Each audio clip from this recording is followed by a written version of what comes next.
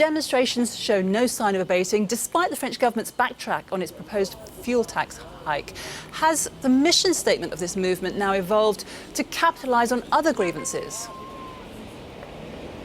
Absolutely. We've seen this movement go from small pockets of protests against those proposed fuel tax increases to a vast, nationwide show of discontent. This, they say, is the expression of a large part of the French population against a government they believe has taken advantage of them. These protesters who we've been speaking to over the last week or so have been telling us that this is no longer a social movement, but a revolution.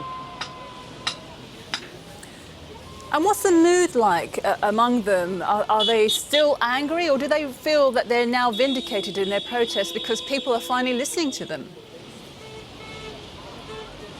Well, it really is a mixture. Let me give you a tour of where we are. We're at this camp right now. People are setting up, preparing for the rain. The weather here has been quite miserable, to be honest. They have been quite organized since we got here. There's quite a lot of them. They've been gathering here, they say, for the past 3 weeks. And in terms of the mood, let me show you the other side.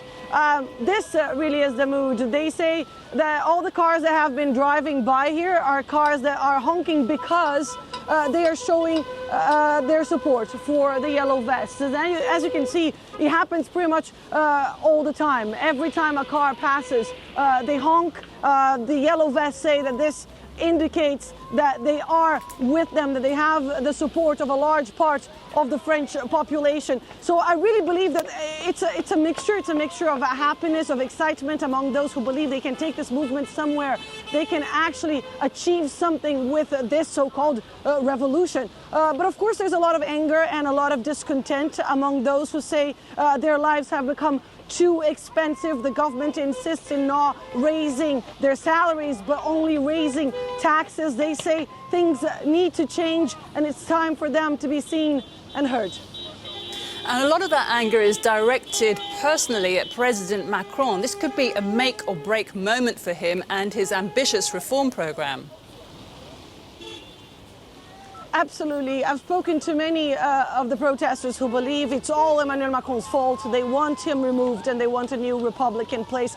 However, others do say that they believe it's a much bigger and wider problem. They spoke to me about 40 or so years of actions that have led them to this. They say Emmanuel Macron is not the only one who has taken advantage of the lower classes. They believe other presidents have done that before.